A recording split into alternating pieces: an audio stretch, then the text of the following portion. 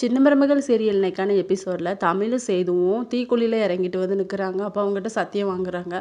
அப்போது 2 பேருமே சத்தியம் பண்ணுறாங்க. என் புருஷன் வந்து இப்படி தப்பு பண்ணியிருக்க மாட்டார் அப்படின்னு சொல்லிட்டு தமிழும், நான் எக்காரணம் கொண்டு வேற ஒரு பொண்ணை நான் தொட்டிருக்க மாட்டேன் அப்படின்னு சொல்லிட்டு சேதுவுமே சத்தியம் பண்ணுறாங்க. அதுக்கப்புறம் தாமரையை வந்து பூக்குழியில் இறங்க சொல்கிறாங்க. தாமரை வந்து யோசிச்சுட்டு நிற்காங்க. சாமி மேலே பாரத்தை போட்டு இறங்குமா அப்படிங்கிற மாதிரி ஊர் மக்கள்லாம் சொன்ன உடனே அவங்க வந்து மெதுவாக இறங்குறாங்க. 2 ஸ்டெப் எடுத்து வச்ச உடனே நம்ம ராஜாங்கத்துக்கு வந்து சாமி வந்துடுது. அப்போ நான் கருப்பு வந்திருக்கேன், அப்போது சேது உன்னை கெடுத்தானா சொல்லு சொல்லு அப்படின்னு சொல்லி கேட்குறாங்க. தாமரை வந்து நடுக்கத்திலே நிற்கிறாங்க, பயந்து போய் எதுவும் ஆயிருமோ அப்படின்னு சொல்லி.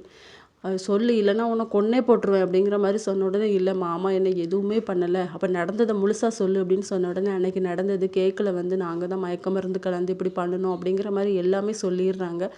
சொன்ன உடனே ராஜாங்கத்துக்கு வந்து சாமி வந்து போயிடுது.